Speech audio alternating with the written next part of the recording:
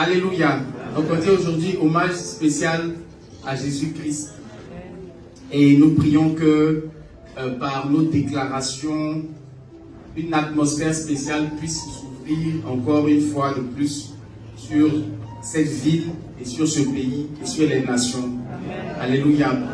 Je sais que pour ceux qui sont, on pourrait dire, très attachés à la rigueur doctrinale, on va dire que le 25 décembre, ce n'est pas vraiment initialement une fête de la naissance de Jésus. Jésus n'est jamais né le 25 décembre. Ce n'est pas le jour de la naissance de Jésus. C'était une fête même qui était une fête païenne.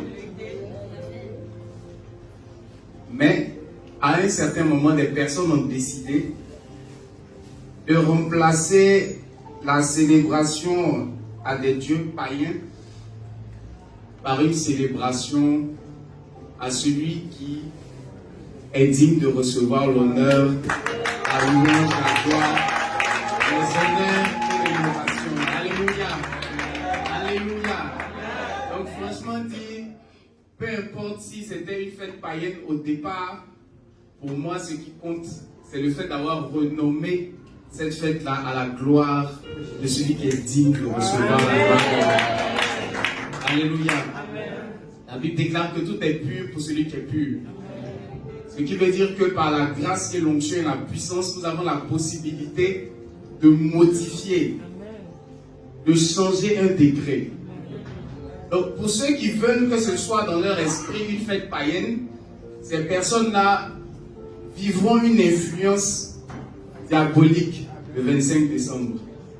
Mais pour nous qui savons que Dieu appelle la lumière de sa bouche avant qu'elle ne se manifeste, Amen.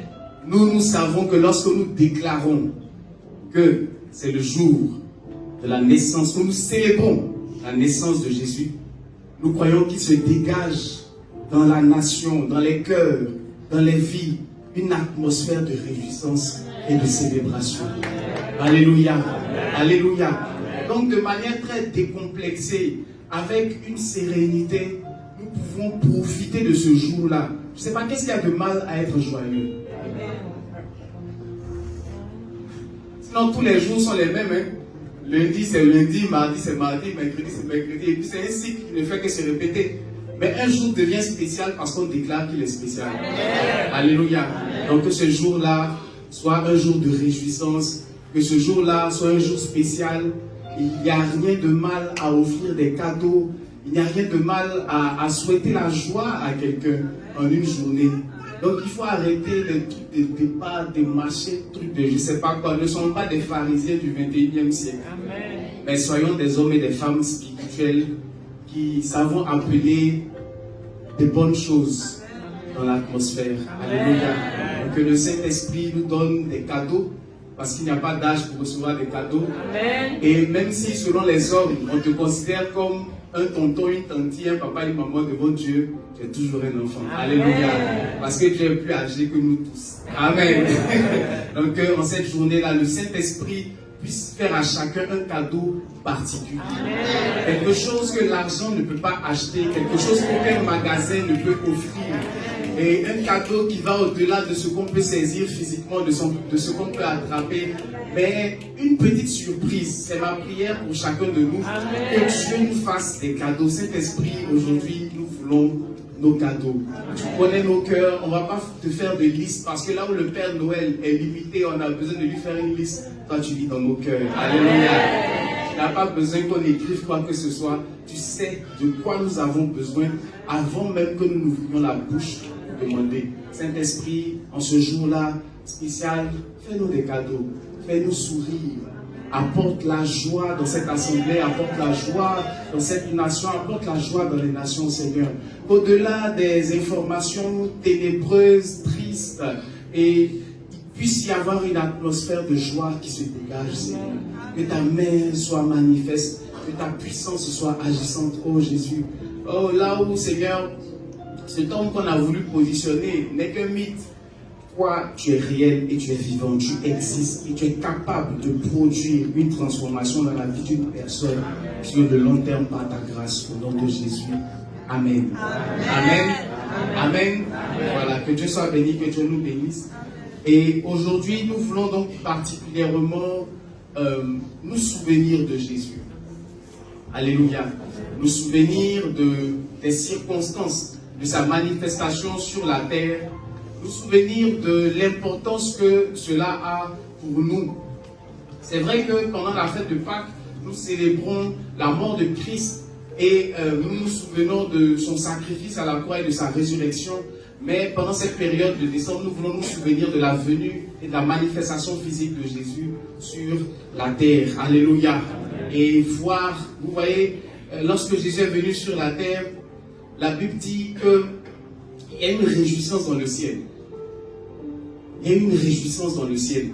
C'était pas que Jésus est venu et puis, je sais pas, il y a une image d'un Dieu, on ne sait pas d'où cette image-là vient, un Dieu guindé, coincé, qui est assis sur son trône, et dès qu'on fait la moindre erreur, il descend pour nous gifler ou nous frapper. Bon, franchement dit, c'est pas comme ça que Dieu est. Sinon, Jésus est venu sur la terre, on aurait pu dire que c'était spirituel pour Dieu, de rester tranquille. Mais la Bible déclare que des anges ont commencé à chanter, danser. Et ils se sont même révélés à des bergers qui étaient là. Pour dire, venez célébrer. Un sauveur est là. Le Christ est là. C'est une atmosphère de joie. Alléluia. La Bible dit, dans le fruit de l'esprit, il y a la joie. Tu ne peux pas être en Christ et ton visage est toujours serré. Avec moi, si ton visage est serré en Christ, je me pose des questions sur l'esprit qui t'anime. Parce que dans le fruit de l'esprit, selon ce qu'il est écrit en Galates au chapitre 5, il y a la joie. Alléluia. Il y a des gens qui n'aiment pas qu'on s'amuse dans la présence de Dieu. Ah, mon frère, là où il y a la joie, on s'amuse. Alléluia. J'aime rigoler, j'aime rire. Parce que j'aime être dans la présence de mon Père. Mon Père n'est pas un roi au visage serré et dont tout le monde a peur. Mais c'est quelqu'un qu'on célèbre avec liberté et facilité. Alléluia. C'est le Dieu dont tout le monde a peur. C'est le Dieu de justice. C'est son travail. Alléluia. Il est un juge. Mais nous ne nous approchons pas de lui dans le cadre professionnel. Nous nous approchons de lui dans le cadre familial. Alléluia. Alléluia. On ne dit pas que tous les dimanches nous venons au tribunal. Le dimanche nous venons dans la maison de notre Père. Alléluia. Donc dans la maison de notre Père, il y a la joie. Je ne sais pas, quand je vais voir mon papa, je ne suis pas depuis. Bonjour papa. Ben là, pardon, on est dans la maison du Père ici. On ne parle pas comme ça. Non, ça, un père qui est comme ça, c'est un père très bizarre, oui. Mais le Père, c'est-à-dire quand tu le vois, il y a de la joie. Quand tu le vois, tu es content. Quand tu viens dans sa présence, je ne sais pas. On dit tes craintes fuient. C'est-à-dire, tu oublies même tous tes problèmes, tes soucis, parce que tu es content de le voir. Et ce qui est intéressant, c'est que ce n'est pas quelque chose qui va dans un seul sens. Dieu aussi est content de te voir. Il y a plein de personnes ici qui se disent, le Seigneur sait où tu allais être content de voir un dimanche comme ça. Il y en a qui seraient couchés en train de se faire passer de l'alcool, de faire passer une nuit bizarre. Mais tu vois, ce matin-là, tu es dans la présence du Seigneur en train de le célébrer. Tu es content. Alléluia. Ça a commencé, tu es content que tu sois là. Alléluia. Tu sais, je ne sais pas ce que tu as fait avant d'arriver ici. Je ne sais pas quel truc tu as gâté. Mais quand même, tu as réfléchi, tu as dit, bon, c'est qu'est-ce que ça ne fait rien, allons quand même. Et Dieu te dit qu'il est content que tu aies fait le pas de venir ce matin. Alléluia. Alléluia. Vous savez, parfois, il y a des situations, des problèmes qu'on ne sait pas comment résoudre. Mais à ce moment-là, tu sais qu'il y a un Dieu qui existe. Et il est capable de transformer les situations les plus désespérées.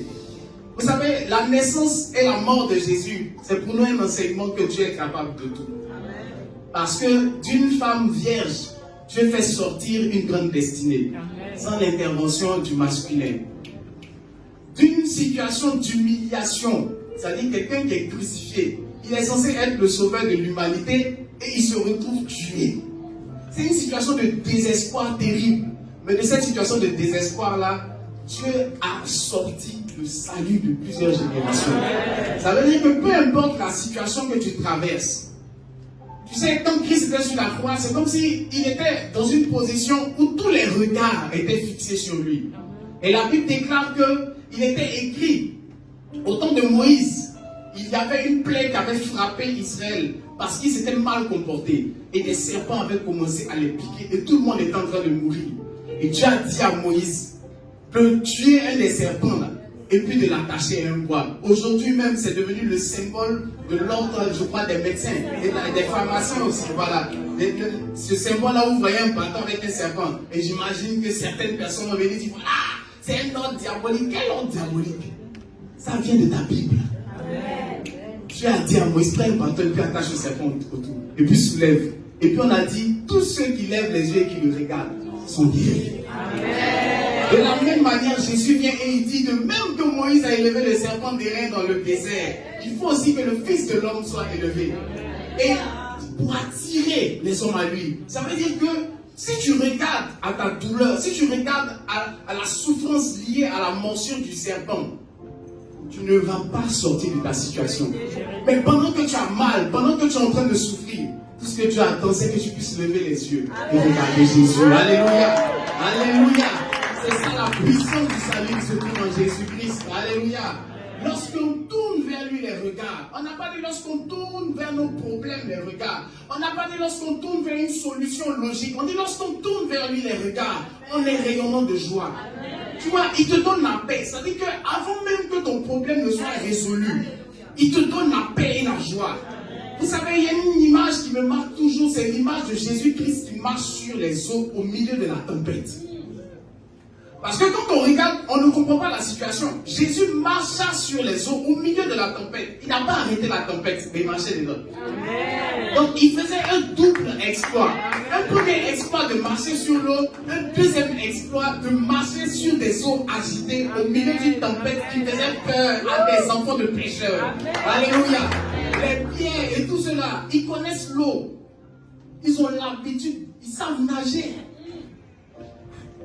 Mais comment des pêcheurs qui sont des experts dans la pêche sont tellement paniqués qu'ils pensent qu'ils vont mourir. Donc ce n'est pas une petite tempête.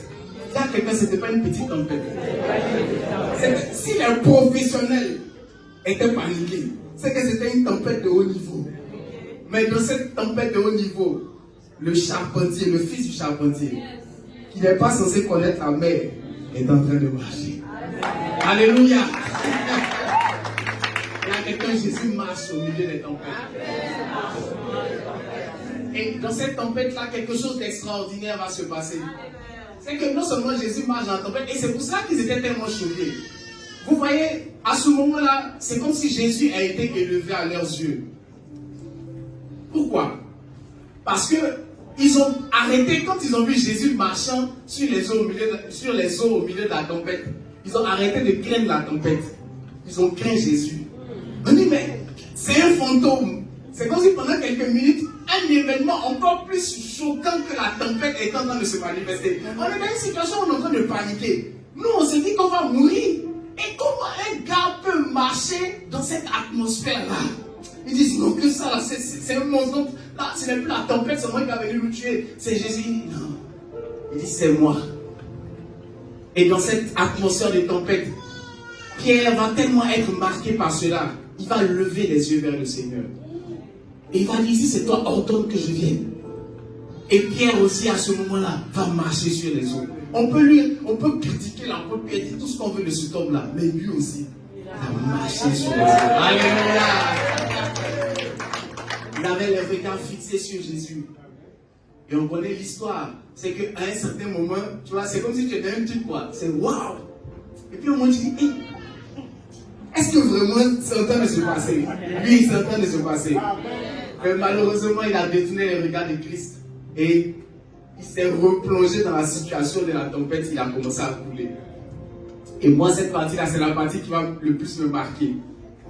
À ce moment-là, Jésus, s'appuyant sur les eaux, saisit la main d'un adulte et le fit sortir de l'eau. Donc ça veut dire que sa marche sur les eaux n'était pas une marche. C'est pas fébrile. C'est une situation extraordinaire. Essayez de l'imaginer avec moi. C'est-à-dire que nous sommes tous les deux. L'histoire est bizarre. Comment un est en train de couler et puis l'autre s'appuie sur ce dont quoi il est en train de couler là. Jésus s'appuie sur ça pour le faire sortir. Amen. Alléluia. Est-ce que quelqu'un voit l'atmosphère prophétique? Ça veut dire que Dieu ne va pas forcément changer la situation. Mais le Seigneur va s'appuyer sur cette situation-là qui te fait couler. De cette situation-là, te fera sortir. Alléluia. Alléluia. Tu vois, c'est pourquoi parfois tu dois dire, je ne comprends pas, je ne sais pas comment. Mais je crois en Jésus. Amen. Alléluia. Je crois en Jésus. Frère et sœur, tu as choisi la bonne part. Comme Jésus pouvait dire, celle qui ne te sera pas ôtée. Ce n'est pas quelque chose de logique. C'est ce qu'on appelle la foi. Amen. Tu vois, Jésus n'est pas normal. Alléluia. Il est extraordinaire. En fait, on a déjà dit d'autres noms. Mais ces noms-là ne changent pas des situations. Comment expliquer? C'est bizarre. Vous voyez des personnes qui sont là. Vous aviez essayé de faire des résolutions, ça ne changeait pas votre vie. Maintenant, bizarrement, un matin, vous avez dit, je crois en Jésus. Et puis c'est comme si quelque chose s'est passé à l'intérieur de toi. Et les choses que tu n'arrivais pas à faire, tout d'un coup tu arrives à les faire. Voici la puissance de Christ. Alléluia. C'est pour cela que je dis à quelqu'un que nous ne sommes pas engagés dans une religion. Nous sommes engagés dans une vie. Tu crois que la terre est ronde, mais tu n'es jamais allé dans l'espace. Moi je crois en Jésus-Christ et je l'expérimente au quotidien. Alléluia. Alléluia. On te parle des atomes, tu n'as jamais vu un atome. On te parle des électrons, tu n'as jamais vu un électron, on t'a montré une image. Donc, quelle différence y a-t-il entre toi et moi? La différence, c'est que toi, tu entends parler de l'atome. Comment on t'explique l'atome? Moi, j'entends parler de Jésus et j'expérimente Jésus. Amen. Alléluia. Je me souviens d'un ami, en étant en classe, je venais de donner ma vie à Christ et il était musulman. Il a vu que j'étais très dynamique, très aidé. Il a voulu entamer un débat avec moi. Donc, il m'a dit, est-ce que tu sais que il y a des contradictions dans la Bible? Je me suis tourné vers lui, je lui ai dit, mon frère, que tu sais, Jésus a dit, en mon nom, vous chasserez les démons. J'ai chassé des démons au nom de Jésus. Jésus a dit, en mon nom, vous imposerez les mains aux malades, ils seront guéris. J'ai imposé les mains aux malades au nom de Jésus. J'ai été guéri.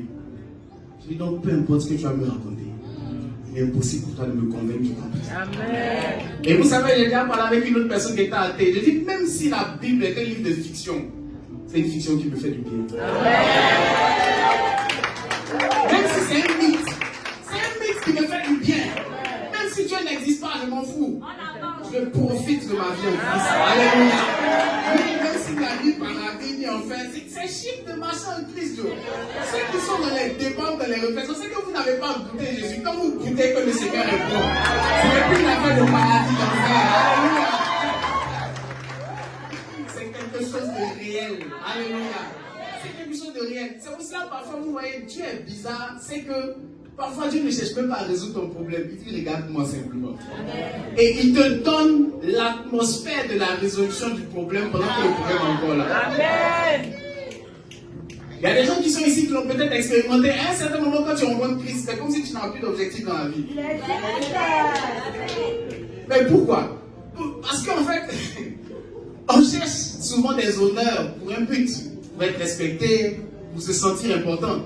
Mais quand quelqu'un te donne tout ça en une fois, c'est comme si tu es là en fait, parce que peut-être tu cherchais de l'argent parce que tu voulais être important. Mais Christ t'a donné la satisfaction, ce sentiment d'importance. Tu cherchais à ce qu'on puisse te louer, mais Dieu t'a loué. Amen. Dites-moi, quelle est la position d'autorité la plus élevée que d'être fils de Dieu? Dites-moi. Fils de Dieu. La personnalité la plus... C'est pas ce qu'il y a une expression plébiscitée, c'est ça, non? C'est ça, non? Cette expression-là. Voilà.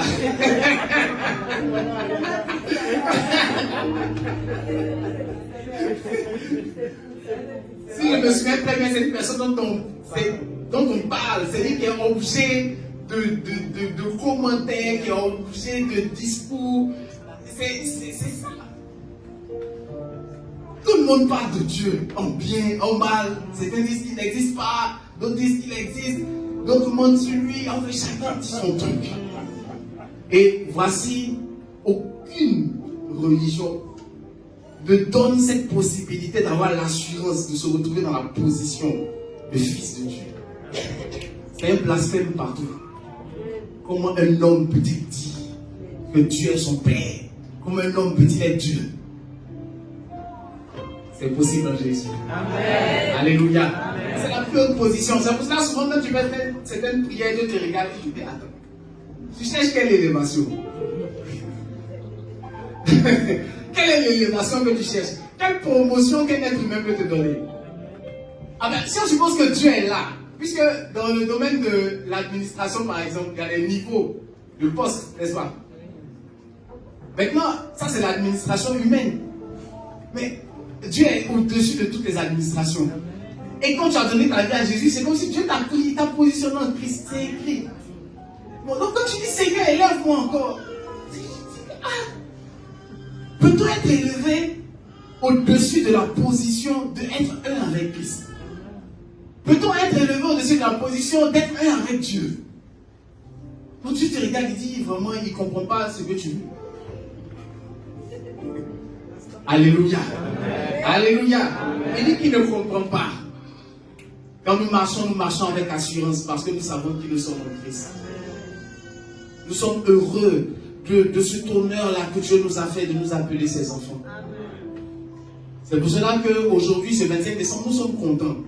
Parce qu'en voyant la venue de Christ, en nous souvenant de la venue de Christ sur la terre, nous nous souvenons que Dieu a pu habiter dans un être humain. C'est ça le problème. Tous ceux qui ne croient pas que Jésus est le Fils de Dieu ne peuvent pas devenir fils de Dieu. Car si Dieu n'a pas pu avoir un premier, il ne peut pas y avoir d'autre. Amen. Et c'est pour cela qu'on peut dire que oui, nous sommes proches dans le domaine des religions, etc. Mais si tu ne crois pas que Jésus est le Fils de Dieu, pour nous là, ça ne fonctionne pas. Parce que si Jésus n'est pas le Fils de Dieu, on ne peut pas être Fils de Dieu. Donc on ne peut pas être sauvé. Alléluia. Amen. Alléluia. Amen. Mais certaines personnes pensent que quand on dit que Jésus est le Fils de Dieu, on va dire que Dieu a eu des trucs avec une femme. Non. Ce n'est pas de ça qu'on parle. La nature de Fils de Dieu, c'est une nature de l'esprit. Amen. Selon le corps, Jésus était le Fils de Marie.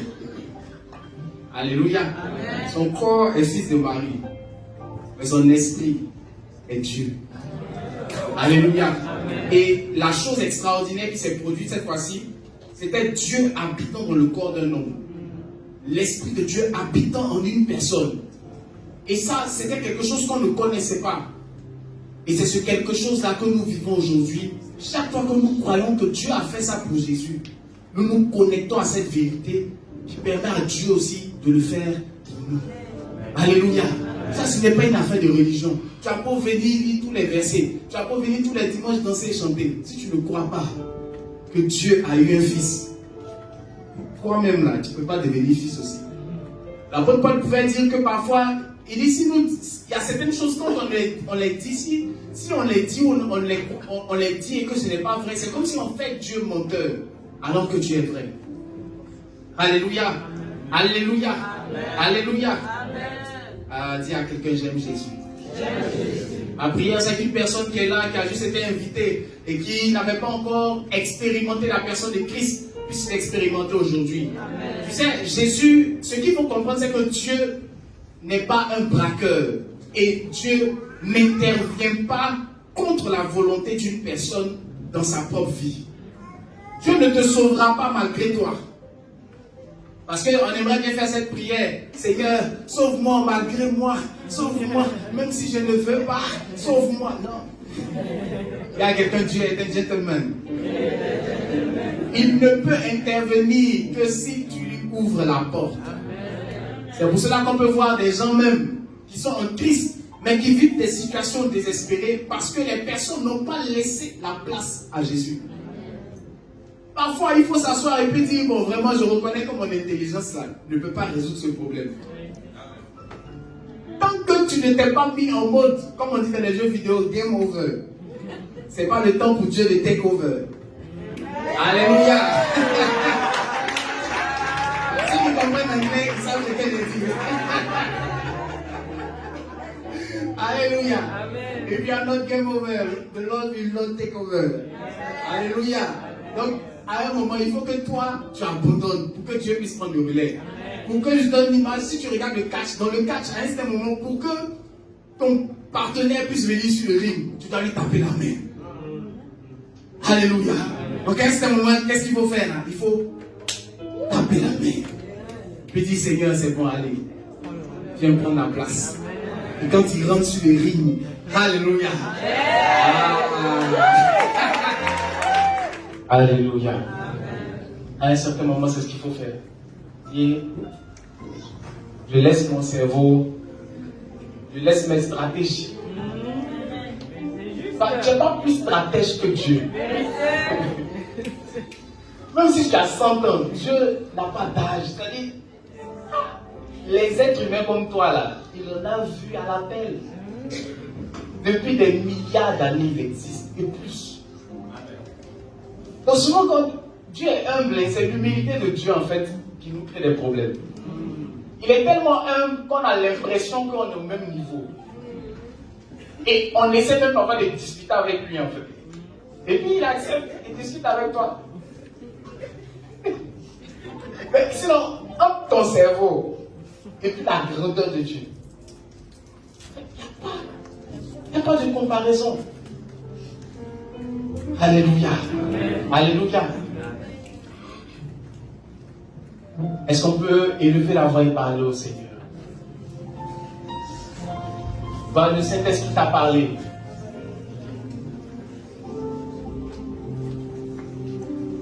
Et peut-être qu'aujourd'hui, pour toi, ce sera la première fois de passer le relais.